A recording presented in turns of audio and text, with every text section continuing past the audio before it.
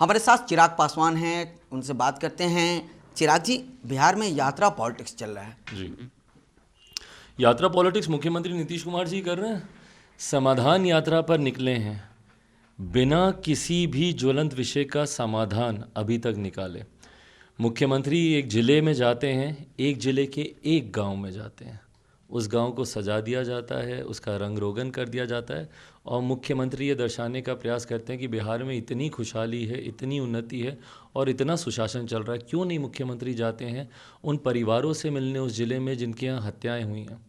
अभी कल हम मुजफ्फरपुर में थे, मुख्यमंत्री मुजफ्फरपुर गए थे। क्यों नहीं उस लड़के से मिले जिसकी गोली मारकर राहुल की हत्या कर दी गई वहाँ पे, आंदोलन को लेकर, छाई को लेकर, जो लोग वहाँ पे आंदोलन पे बैठे हैं। इन्हीं के सत्ताधारी नेताओं के जनप्रतिनिधियों के ऊपर उंगली उठती है। या बेगूसराय जा रहे हैं, वहाँ पर हाल फिलहाल के दिनों में अक्षम्य अपराध हुए हैं भाई, जघन्य अपराध हुए हैं। क्यों नहीं उन पीड़ित परिवारों से मिलेंगे, या जहाँ पे जहरीली शराब से मौतें हुई हैं। तो ये समाधान यात्रा एक दिखावे की यात्रा मुख्यमंत्री जी की है। ना आप आम ग्रामीणों से इस यात्रा के दौरान मिलते हैं, ना आप उन लोगों से मिलते हैं जो हाल फिलहाल के दिनों में विभिन्न कारणों से जो पीड़ित परिवार हैं, ना आप उनसे मिलना ज़रूरी समझते हैं। तो इस यात्रा के कोई मायने ही नहीं। और भाई समाधान निकालना है तो सबसे पहले बिहार के ज्वलंत विषयों का समाधान निकाल लेना। बताएं मुख्यमंत्री, क्या इनके पास सीटेट बीटेट के जो 7वें चरण की अभ्यर्थियों का जो मामला है उसका समाधान इनको मिला? या जो पेपर लीक होता है उसका समाधान इनको मिला? या बक्सर में क्यों नहीं गए आप उन किसानों से मिलने जो 125 दिनों से अनशन पे बैठे हैं उचित मुआवजे की मांग को लेकर? उसका समाधान निकला? तो जब आपके पास कोई समाधान है ही नहीं और समाधान के नाम पर हर किसी के ऊपर लाठी बरसाना, हर समस्या का आपको समाधान लगता है, तो फिर इस यात्रा के कोई मायने बचते नहीं ना। आज उसका एक तरह से माना जाए तो आज समापन हो रहा है यात्रा की। चलिए, शुभकामनाएं। इतनी जल्दी समापन भी हो गया। कब शुरू हुई, कब ख़त्म हुई ये यात्रा? बहरहाल, जैसा मैंने कहा, अगर आपको पूरे ज़िले में मात्र एक गांव में ही जाना है और 4-5 लोगों से ही वहां पर मुलाकात करनी है तो यकीनन इस स्पीड से ये यात्रा समाप्त हो सकती है। बट बहरहाल, इस यात्रा से क्या पाया, क्या खोया मुख्यमंत्री जी ने, वो तो पता नहीं, बट बिहार की जनता को इस यात्रा से कुछ हासिल नहीं हुआ। किस तरह की यात्रा है? भाई मुख्यमंत्री बताएंगे किस तरीके की यात्रा थी ये। जैसा मैंने कहा, देखिए, यात्रा बिहारियों की सोच को प्राथमिकता देते हुए होनी चाहिए। अगर आप किसी यात्रा पर निकले हैं एक प्रदेश के मुख्यमंत्री होने के नाते, जहां आपके अधिकार क्षेत्र में बिहार की हर समस्या का समाधान हो सकता है, पर उसके बावजूद आपकी पूरी यात्रा समाप्त हो जाती है। पर जितने ज्वलंत विषय आपकी यात्रा की शुरुआत में थे वो विषय और ज़्यादा बढ़े ही हैं। भाई, यात्रा से पहले जितना अपराध था, हाल फिलहाल के दिनों में वो अपराध और ज़्यादा बढ़ा है, हत्याएं और ज़्यादा बढ़ी हैं, आक्रोश लोगों का और ज़्यादा बढ़ा ही है। तो ऐसे में ये किस तरीके की यात्रा थी, मुख्यमंत्री बताएं। यानी कि लॉ एंड ऑर्डर की स्थिति आपके हिसाब से बिहार में खराब हो गई है? भाई, मेरे ही हिसाब से नहीं, मुझे लगता है आप सबके हिसाब से भी इस बात को एक्नॉलेज हम लोग को करना चाहिए। जंगल राज के लोग बात करते हैं। भाई, मेरी उम्र का युवा या आज की तारीख में 18, 20, 25, 30 साल के युवा को नहीं पता कि भैया 90 का दशक कैसा था। ना उससे फ़र्क पड़ता है। मुख्यमंत्री जो बार बार, अब तो खैर साथ में हो गए तो थोड़ा कम बोलते हैं, बट जब मुख्यमंत्री बोलते थे कि जाओ जाकर पूछो अपने बाप दादा से कि 15 साल पहले का बिहार कैसा था, नहीं फ़र्क पड़ता भाई। उस युवा को 90 का दशक याद नहीं है, पर उस युवा को आज का दशक याद है।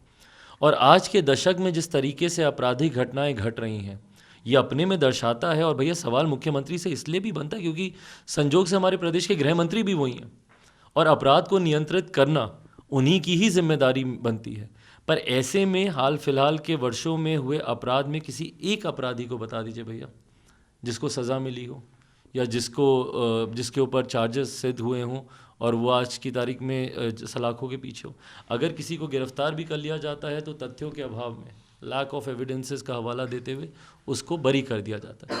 तो ये अपने में दर्शाता है कि भैया कहीं ना कहीं स्थानीय प्रशासन, मुख्यमंत्री नीतीश कुमार जी का संरक्षण प्राप्त है ऐसे अपराधियों को जो इस तरीके की घटना को अंजाम देते हैं। महागठबंधन 25 तारीख को रैली करने जा रहा है और उसी दिन 25 फरवरी को ही अमित शाह भी बिहार में जो 2 कार्यक्रम कर रहे हैं। एक आपको चंपारण में है तो दूसरा जो है पटना में है। भाई, मेरी समझ के परे है कि जो सत्ताधारी हैं वो किसको अपनी ताकत दिखा रहे हैं। भाई, आप आज की तारीख में सत्ता में हैं, जैसे भी हैं, जोड़ तोड़ की सरकार बनाकर हो, जनादेश प्राप्त कर कर तो आप लोग सत्ता में नहीं आए, ये बात तो स्पष्ट है, क्योंकि जनादेश एनडीए के लिए था। और आज की तारीख में जोड़ तोड़ से आपने बिहार में आपने सरकार बनाई हुई है, पर सरकार तो आप ही की है ना आज की तारीख में। तो ये शक्ति प्रदर्शन किसके लिए भैया, किसको दिखाना चाह रहे हैं आप? अगर आप केंद्रीय गृह मंत्री को दिखाना चाह रहे हैं कि भैया आपकी ताकत कितनी है नहीं है, इससे किसी को क्या फ़र्क पड़ता है आज की तारीख में? क्या प्राथमिकता आज की तारीख में महागठबंधन के लोगों की ये रैली करना होनी चाहिए, या उन परिवारों से मिलना होना चाहिए जो आज की भी तारीख में बदहाल परिस्थिति में जी रहे हैं? आपके सत्ता में होने के बावजूद क्या क्या वादा करके आए थे आप लोग सत्ता में? 10 लाख एक ने बोला तो दूसरा उससे भी बढ़कर बोलते हैं मुख्यमंत्री कि भाई 20 लाख दे देंगे। भाई 20,000 दे देते कम से कम रोज़गार। पर आज की तारीख में जो बिहार की परिस्थिति आपने बना रखी है, ऐसे में रैली करना या ये कार्यक्रम करना अपना शक्ति प्रदर्शन करने से बहुत ज़्यादा महत्वपूर्ण है। उन लोगों की या उस वर्ग की आवाज़ को सुनना जो आज भी आपसे आक्रोशित है और आपसे अपने हक अधिकार की लड़ाई लड़ना चाह रहा है। महागठबंधन आप देखते हैं तो क्या आपको लग रहा है कि तमाम लोग जो महागठबंधन करते हैं सभी लोग एक हैं और एक साथ चलते हैं, कदम से कदम मिलाकर चलते हैं? भाई मुझे नहीं फ़र्क पड़ता वो लोग कदम से कदम मिलाकर चल रहे हैं नहीं चल रहे हैं, उनका अपना इंटरनल मैटर है, गठबंधन के भीतर की बात है। मेरी नज़र में भैया वो लोग मायने ही नहीं रखते। जो लोग बिहार और बिहारियों के लिए काम नहीं कर रहे हैं, मैं उन पर क्यों अपना ध्यान केंद्रित करूँ?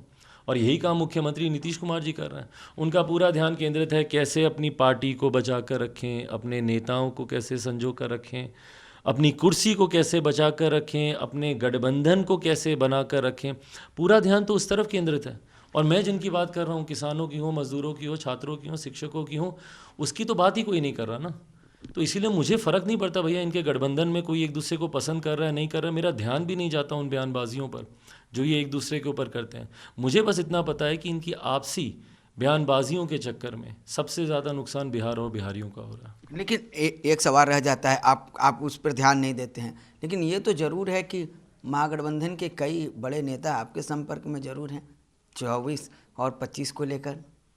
भाई बिहार में मुझे लगता है गठबंधनों के मायने अब समाप्त हो गए हैं। हाल फिलहाल के वर्षों में जो सरकारें हम लोगों ने देखी, जो एक दूसरे के खिलाफ लड़े, उन्होंने एक दूसरे के साथ मिलकर सरकार बना ली। 2015 से आप देख लीजिए, महागठबंधन के लिए जनादेश था, 17 में एनडीए की सरकार बनी, 20 में एनडीए के लिए जनादेश था, महागठबंधन की सरकार आज की तारीख में चल रही है। तो कौन सा दल किधर आया, कौन सा दल किधर गया, जिसने जिसका विरोध किया, सबने एक दूसरे के साथ मिलकर सरकार बनाई है। ऐसे में लोक जनशक्ति पार्टी रामविलास अपने सिद्धांतों पर, अपने विचारों पर आगे बढ़ रही है, और पार्टी के सिद्धांतों विचारों से जो भी सहमत है, मैं बिहार फर्स्ट बिहारी फर्स्ट की मैं बात कर रहा हूँ, जिसको भी लगता है भैया बिहार फर्स्ट बिहारी फर्स्ट बिहार के विकास को लेकर आगे बढ़ रहा है, और जो भी बिहार फर्स्ट बिहारी फर्स्ट में विश्वास रखता है, उन सब का स्वागत है। और यकीनन इसमें कई दलों के नेता हैं जो संपर्क में हैं। 2024 और 25 का रिजल्ट क्या होगा बिहार में, किस तरह देखते हैं? कौन आएगा कौन जाएगा? भाई मैं रिजल्ट के बारे में कोई भी पूर्व अनुमान लगाना, मुझे लगता है बिहारियों के बुद्धि विवेक को आप चुनौती देते हैं, उनको चैलेंज करते हैं। अंतोगत्वा ये फैसला, ये निर्णय बिहार की जनता को ही लेना है। एज अ राजनीतिक दल या एक नेता होने के नाते हम लोग की भूमिका है कि जनता तक अपनी बातों को पहुंचाएं। जात पात धर्म मज़हब से उठकर उनके विकास के लिए पार्टियां क्या सोच रखती हैं। तभी कई बार मैंने इस बात को कहा है कि पार्टियों का मैनिफेस्टो आना बहुत ज़रूरी है चुनाव से बहुत पहले। कई बार हम लोग देखते हैं पहले चरण दूसरे चरण के चुनाव हो जाते हैं, तब जाके मैनिफेस्टोज आते हैं, जो कि गलत है। मैनिफेस्टो के आधार पर चुनाव होना चाहिए, ना कि जातीय समीकरण के आधार पर। ऐसे में लोक जनशक्ति पार्टी रामविलास ने अपना मैनिफेस्टो बोल लीजिए, विजन डॉक्यूमेंट बोल लीजिए, या पार्टी की सोच विचार बिहार फर्स्ट बिहारी फर्स्ट के तौर पे सामने रखा है। अब जनता को निर्णय लेना। लेकिन अब जो सवाल ये है कि साफ तौर पर महागठबंधन बिहार की जो पार्टियां हैं वो कह रही हैं कि मोदी जी इस बार साफ हैं, 2024 में मोदी जी आने वाले नहीं हैं। आपने क्या ऐसे कर्म किए कि आप आएंगे? पहले अपना ही बता दीजिए भाई, और आप में से कौन आएगा ये भी बता दीजिए। भाई विपक्षी एकता की जब जब बात होती है, आप कोई भी विपक्षी एकता का एक मंच आप इमेजिन कर लीजिए, और कई बार इन्होंने ऐसे मंच तैयार किए हैं जहाँ पे तमाम ये विपक्षी दलों के नेता एक दूसरे का हाथ पकड़कर खड़े होते हैं। जब उस मंच पे ये तमाम नेता एक दूसरे का हाथ पकड़कर खड़े होते हैं तो एक मंच पर एक साथ 1 दर्जन से ज़्यादा आपको प्रधानमंत्री पद के दावेदार दिख जाते हैं। तो ऐसे में कौन किसका नेतृत्व स्वीकार करेगा और कौन दावेदार बनेगा आने वाले दिनों में मौजूदा प्रधानमंत्री के सामने, पहले इनको आपस में ये फैसला लेना है। बहरहाल जैसा मैंने कहा कि मेरे लिए ये सब भाई चर्चा का विषय ही नहीं है कि कौन प्रधानमंत्री, कौन क्या, कौन विपक्ष का नेता। आज की तारीख में बिहारियों की अपनी समस्याएं हैं जिसको लेकर मेरी प्राथमिकता। मोदी जी आएंगे 2024 में? मैं चिराग पासवान से ये सवाल कर रहा हूँ। भाई मैं बिल्कुल मानता हूँ इस बात को कि ज़रूर आएंगे, यकीनन आएंगे और आना भी चाहिए। मैं इस बात को भी मैं मानता हूँ कि ज़रूर उनको आना चाहिए। आज की तारीख में राष्ट्रीय अंतर्राष्ट्रीय स्तर पर अगर आप देखें जिस तरीके से देश के गौरव को बढ़ाया गया है तो यकीनन कोई संदेह नहीं है कि उनको आना चाहिए। केजरीवाल, ममता बनर्जी, केसीआर, शरद पवार, इन लोगों का क्या होगा? भाई ये लोग आपस में ही फैसला करें। पहले तो इनमें से नेतृत्व कौन करेगा विपक्ष का, इन सब को। और ऐसे में आप मेरे मुख्यमंत्री का नाम कैसे भूल सकते हैं भाई? मेरे मुख्यमंत्री भी उस रेस में शामिल हैं। तो रेस का क्या होगा? उस रेस में पहले आपस में इन लोगों को फैसला लेना है कि कौन इनका नेता बनेगा। तो साफ तौर पर चिराग पासवान ने कहा है कि 2024 में प्रधानमंत्री नरेंद्र मोदी फिर से आएंगे और प्रधानमंत्री बनेंगे। और जो भी विपक्षी पार्टियां जो हैं उसमें कई ऐसे नेता हैं, दर्जनों नेता हैं जो प्रधानमंत्री के उम्मीदवार हैं और जो खुद अपनी एकता को बनाए हुए नहीं रखे हैं। कैमरा राजेश के साथ रूपेश जी मीडिया अपना।